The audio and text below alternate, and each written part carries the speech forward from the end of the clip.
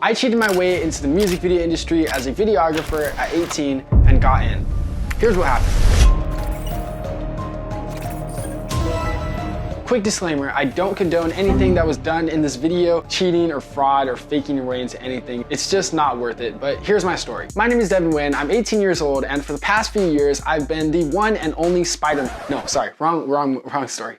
My name is Devin Huynh, I'm an event videographer in LA. In the past, I've worked for brands such as Coachella, Mercedes, Hypebeast, Quality Control, Rolling Loud, and much, much more. I've been grateful enough to shoot for some of the biggest events and festivals in my city, but how I got here and at this age, I cheated. I'm gonna be honest, I cheated my way here. But here's how I faked my way into this industry at 18.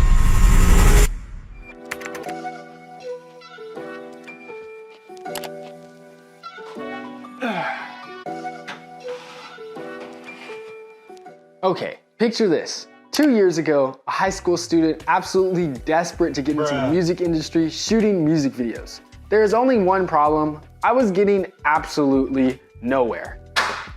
And here's the thing. All I could get my hands on were the dirty, no good, wannabe rappers of LA. And trust me when I say this, they're pretty shit, man. Like, I was getting ghosted, fronted for my money, scammed left and right. Oh, and also left on red. You can't forget that part.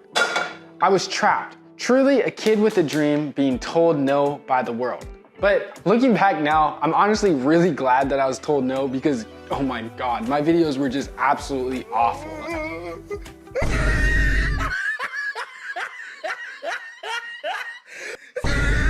But I kept on persisting. I knew it wasn't gonna be easy, but I wasn't giving up on my dreams just yet. Oh shoot, I dropped the egg, damn.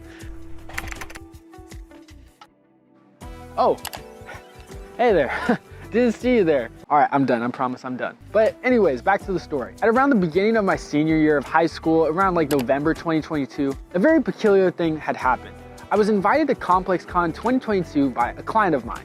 I was given an exhibitor pass and I was tasked with shooting the event for their brand. And it was honestly a really cool opportunity. I thought it'd be a cool event to just go and check out, but boy was I wrong. When I walked through those doors for the first time, I was just completely blown away. Booth after booth, artist after artist, brand after brand. It was like nothing I've ever seen before. It was honestly just absolutely game-changing for me. This was a very scene and culture that I've always wanted to be shooting for the past like 3 years. It was absolutely insane. Come on, let's go for a walk. But one thing that particularly caught my eye were the event staff badges. The people with these badges were seemingly able to maneuver anywhere they wanted to around the event, getting into the best photo pits with the best photo spots. I was honestly amazed by how such a simple badge could grant so much authority. Coming home from day one, I sat and thought hard on this one. I managed to get a photo of someone with a staff badge and I wondered, what if, just what if, I so happened to go on Photoshop, design an exact identical replica of the staff badge lanyard, print it out in an exact dimension badge, and then bring it to, well, I didn't wonder that hard. I just did it pretty much. I faked the pass. The next day I showed up to the event with my badge, and during the set time that Lil Uzi was scheduled to perform that day, I brought it out and put it on. I was honestly completely nervous, absolutely like freaking out in my mind. I've never done something like this before in my life, and I remember just being completely scared, and then it worked. I honestly couldn't believe it worked, but I had passed as a staff member for ComplexCon Day 2. I had gotten myself into the VIP section for the Lil Uzi performance, and I remember Uzi coming out that night. I had my camera ready and I took a bunch of photos. I don't even think I took my finger off the button. I probably took around like 2,000 photos that night, but he came out and performed I Just Wanna Rock for like the first time. The song had dropped like that week, and I remember it absolutely changed my career forever. Oh, perfect. Thank you so much. I appreciate it. That was my mail. Let's go ahead and go back inside for a bit.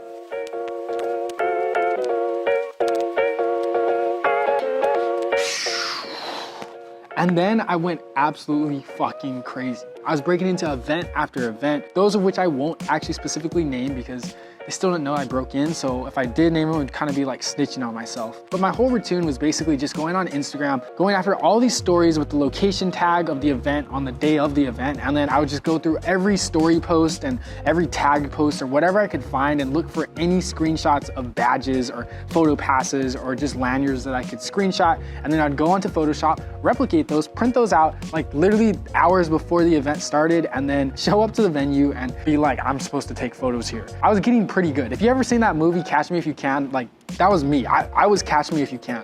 Or I was Was the guy called Catch Me If You Can? But a big part of this wasn't just for me to go to these events, take pictures, and then go post on Instagram and flex like, oh yeah, I took pictures with Chris Brown, bitch.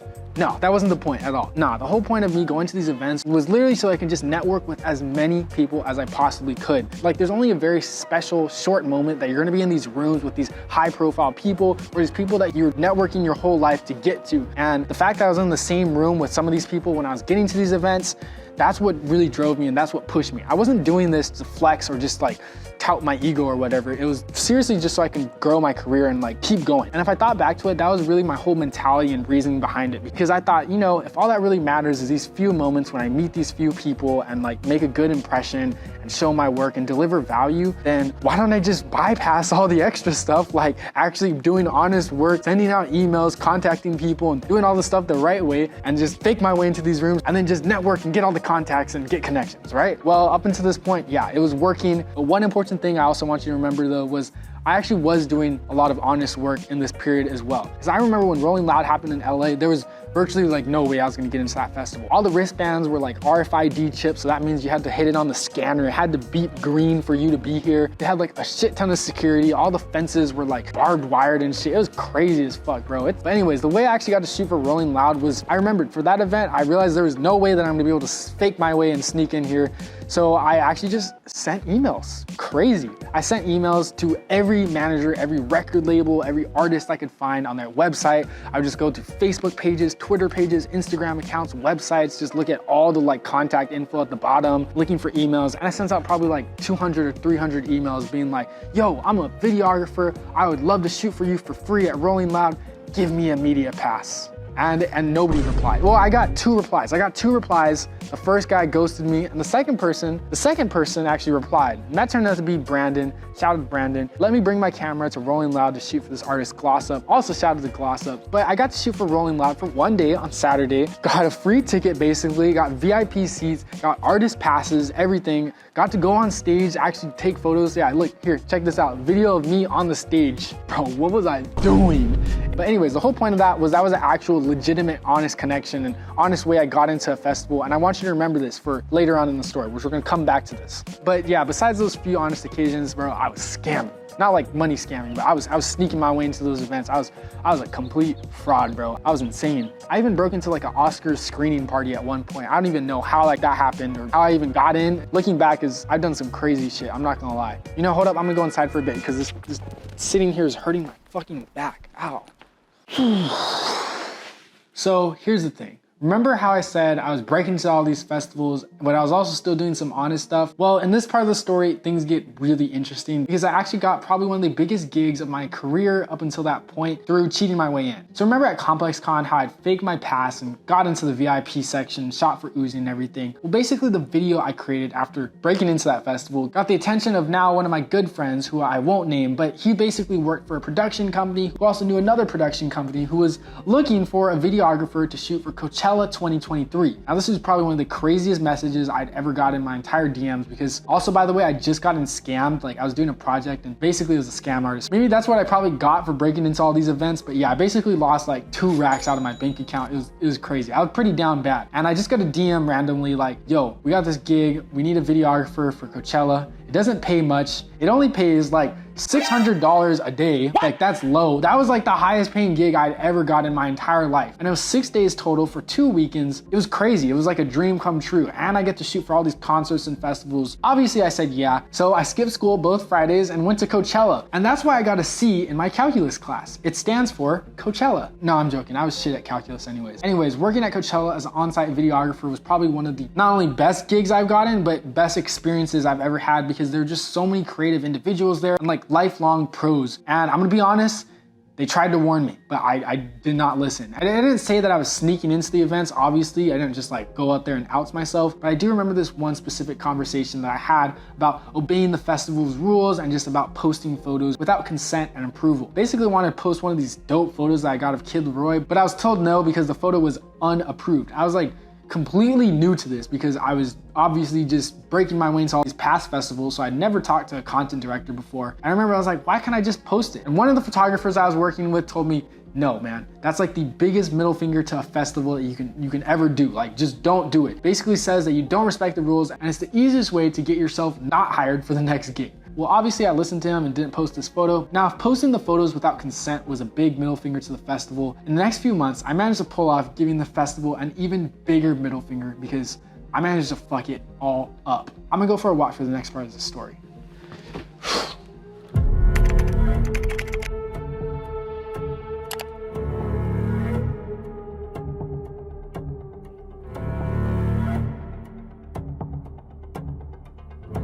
Here I am today walking my dogs. It's a nice little beautiful evening. The power is actually out tonight, which I don't understand why it is, but I just decided to take my dogs outside of the house. For this part of the video, I'm just gonna actually go ahead and record this just off the cuff, no script at all, but just tell you how it actually went down.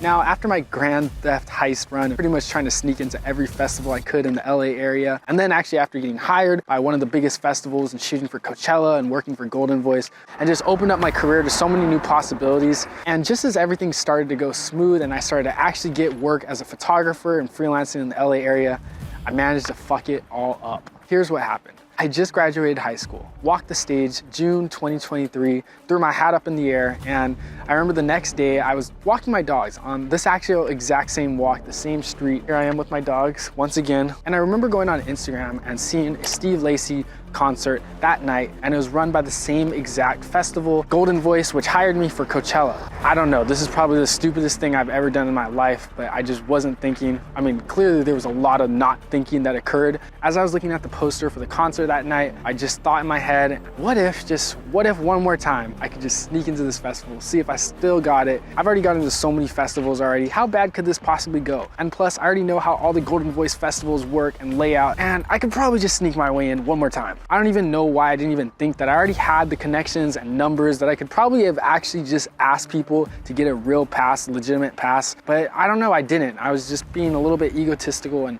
in my head that I just didn't think at all. I actually also just had a friend who was getting into concert photography, and I'd helped him sneak into Rolling Loud as well. I don't know, I just reached out, hey, you want to shoot the Steve Lacy concert tonight? And he said yeah. And that was also probably one of the second greatest mistakes that I ever made that night, because I just dragged my friend, who was completely innocent to all of it, into my sneaky heist where I ended up fucking up both of our careers. Per usual, I went on Instagram, went on the stories, found some passes and some screenshots. It actually wasn't too hard. I found a pretty good screenshot. The only problem though, one important deal, was that the screenshot I had was just of half of the wristband. So I was only working off of what half I knew of what the wristband looked like. So I just managed to Photoshop that exact entire half side around the entire wristband. We got in the car and drove off to Pasadena. Showed up to the venue with the fake passes on, just literal tape and paper, and it worked. We got in, we went into the media pit, Steve Lacy came out, we took a bunch of crazy photos. I actually met Naomi Osaka and Corday there, which is also pretty random.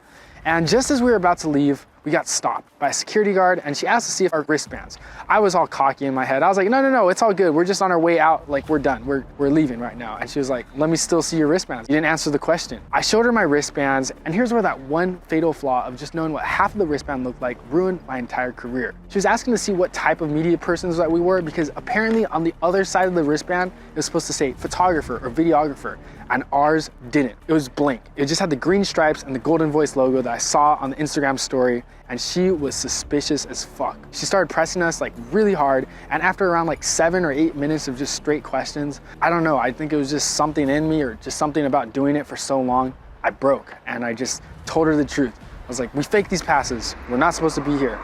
And that shit fucked up the entire rest of the night. Security came out, we got detained, taken backstage. There was like a shit ton of security. They all came out, they were all watching us. We got our SD cards confiscated, and they were almost threatening to take away our actual cameras. I was all stressed out, my friend was all stressed out, and it was just all around a terrible situation. End of the day, we got kicked out, obviously, told not to show up ever again, and that we were banned from Golden Voice. And I remember going home that night just thinking like, what the hell actually happened? It was just one of those things where if you just keep getting away with something for so long, you think you're unstoppable. But that day changed me. It fucked me up bad, but I think it was for the better. I think the best way I could possibly describe it was like a canon event from the Spider-Verse films. Honestly, if I didn't get kicked out and banned that bad, I probably honestly would have never learned and fucked up even more dire situations. It's getting dark outside. Let's go ahead and go inside. So I got banned, and I pretty much just flushed all my major connections down the drain. Now what? Well, the summer that followed, I spent a lot of time self-reflecting, as one should after they completely ruined their career. Having to write an apology email to my manager/connection who hired me originally was probably one of the most humiliating and also humbling things I've ever probably done in my life, because for once I was stoppable and I was an absolute piece of shit. I just basically ruined their entire agency's line of work with Golden Voice and just absolutely fucked up a bunch of work opportunities for other videographers that weren't even me. So my actions ended up doing a lot more damage than just to my own career. It was fucked up, and it just really goes to show that you really never know everything about the full situation. You're not the know-it-all. A lot of times in life, there's a lot more going on than you ever realize. So it's always best to just be respectful and courteous everywhere you go, because you never know the full picture of things. I desperately felt that I needed to redeem myself, and I just absolutely hated the fact that I had a bunch of extra cash for my last Coachella gig. I felt guilty of having it because I just basically burned my connection with the actual brand itself. So on a whim, I just decided to start a scholarship. I know it's kind of ironic for me to start a scholarship because I myself am in college actually right now, so I have my own like tuition and stuff to cover, but this scholarship was particularly aimed at high school and middle school students and kids like me. It's for those kids who are sitting at the back of class just grinding out their craft while everyone else is doing schoolwork and just so focused and dedicated on something creative that they're passionate about and that they want to continue growing in the future. I launched the scholarship and got a total of 13 applicants. And I picked 3 winners, and it was pretty cool. It was honestly a really good feeling being able to give back and just do something for once that was not entirely for me, you know? It was just a good feeling to help and feel like you're doing something greater than yourself. I kind of talked about this a lot in my last video, which if you're interested, you can go ahead and check it out right here at this link. But a big thing that was hitting me then, I was trying to really exercise, was remember guys, we make the money. Money never makes us. Doing this scholarship was just one way I could give back and just detach myself from this paper that we chase all the time. And remember how I said everything comes back around? Well, the craziest shit happened after, because literally like 2 weeks after I selected the winners of my scholarship, I got asked to shoot a music video gig, just normal music video in LA. It was for this artist, now a friend of mine, Gloss Up, and she was dropping her new album, so they needed a music video, really quick turnaround. And she asked me if I wanted to go on tour with Lil Baby for the next like month and a half. And that was probably the craziest opportunity I've ever got in my entire life. Obviously, I said yeah, and in the next 5 days, I found myself on a plane flight to St. Louis, Missouri, and then we just did city after city, show after show. It was absolutely insane. It was honestly really nice and kind of like a little mini emotional comeback after being down for so many months. By the way, I got banned from Golden Voice on June 1st, and then I went on tour at the beginning of August. So basically the whole summer, I just was like feeling like absolute shit. I know it's kind of an exaggeration, but that's honestly just the mood that I was in, because I felt so terrible and shamed myself for that whole month span. And the tour was really nice because it kind of proved to me that my career was not over. You're gonna make mistakes in life, you're gonna mess up, and you're gonna do things wrong, but the important part is that you learn from them and you're gonna make comebacks, and you're just gonna keep growing and keep getting better and better and improving, and then one day you'll look back and you'll say, wow, I had a very successful, accomplished career. So what is the message of all this? How does this apply to you? Well, I'd say there's a lot of things in my path that I would recommend that you did that helped me become successful, and a lot of things that I did that would not help you become successful. So I mean, first off, the number one thing I could always recommend to anybody is just don't be afraid to talk to anybody. Just be out there, be open. I think the number one key that got me all this work and all these gigs and connections and clients is just the fact that I would just go out and talk to everybody. I was just very social. Every event I went to, every show, every festival, I talked to like everybody. And a big thing was that I was taking pictures. So I was a photographer and people would ask like, oh, can you take a photo of us? And then that's just a great way to get their contact and information so you can send the photos to them after, and you can build a good connection with them in person, face to face. And it's just an overall good way of networking and connecting with other individuals. So yeah, number one, be social, talk to a lot of people. Number two, I would say is persistence. You're just gonna have to realize that it's gonna take time. Nothing comes easy, and to be honest, I know there's a lot of videos out there, how I got this many clients at 18, how I made 100K before high school, whatever, yada, yada, yada. Everyone's gonna say that. Everybody wants to push the get rich quick scheme because that's what gets views and that's what gets attention on YouTube. But the reality of it all is that it's gonna take time and it's gonna take effort, and there's gonna be a lot of times that you're just gonna be told no, and there's gonna be a lot of times that you're just gonna have to just keep going on, moving on in other areas in your life, whether that be school, work, or your day job, and just grinding it out. It's not just gonna happen overnight. It's a gradual process that slowly comes. But you know, everybody's life is different and everybody has their own unique, unfair advantages and attributes that will help them get ahead in certain areas compared to other people. I would say it took me about roughly 3 to 4 years from when I knew I started wanting to do music videos, or work as a videographer full-time in the industry, to getting in the position where I am today, or getting into Rolling Loud and all those festivals. I would just email as many people as I could, find all the email addresses, find all the Facebook accounts, find all the managers, booking agents, record labels, just all the contact info I could, and just send out a bunch of emails. You're gonna be told no a lot, but remember, it's gonna be so worth it for that one time when you do get told yes. And I can guarantee you, if you've been practicing everything else, being social, just keep persevering, you'll definitely be able to opportunize perfectly on that one good opportunity where you are told yes. And lastly, I would say, and probably one of the most obvious, don't cheat. Don't cheat your way. It's not worth it. I'm not Buddhist or anything like that, but I do feel like everything that you put out in life does find a way to eventually come back around. And if you put out negative energy, if you put out cheating, scamming, fraud, faking your way activity out there in the universe, I feel like all that energy is just gonna come back and eventually find a way to destroy your career, like it did to me. So the number one piece of advice, I mean, you could take away from this video is, yeah, definitely don't cheat your way through the top. You will eventually get there, and I'm pretty sure if you just do things the right way and make right connections and be honest and trusting worker, then you'll probably get ahead a lot faster into a lot bigger opportunities than if you try to cheat and scam your way to the top. I would say those have to be my top 3 tips to becoming a videographer and just getting clients in this field, especially how I did it at 18 in high school still. So remember, anyone can do it. It can happen to anybody. It just takes a lot of perseverance. You're gonna be told no a lot. And remember, slow and steady wins the race. Slow and steady and honest, actually. Honesty too, yeah. So if you're watching this video already, you're probably on the right track. So I just say keep on the path that you're going and just keep reaching out. But if you manage to learn or pick up anything new on this video, definitely make sure to try and implement that into your process and whatever you're doing to build your career. And definitely be sure to leave a comment down below of your progress or where you are in your career. And if you have any questions or concerns particularly that you want to ask me, I'd love to hear what you guys have to say. If you managed to find any value from this video, I'd greatly appreciate it if you could just smash that like button and hit subscribe. That's how you help me boost this video for the YouTube algorithm and just get this video out there to as many other people. And of course, if you know anybody else who would benefit from this video, definitely be sure to send it their way. I'm pretty sure they could find some value and help as well. Remember, you can check out more of our learning resources for video editing production and life as a videographer at our store at 11%.net. We have preset packs there, courses there. Right now, we're actually even teaching people a program on how to make mogurts and how to make passive income as a video editor, which is a total other field from freelancing. Definitely recommend checking out if you're interested. We have this video here you can check out. But once again, I just want to say thank you again so much for watching. Stay creative, and I'll see you guys in the next video. Peace.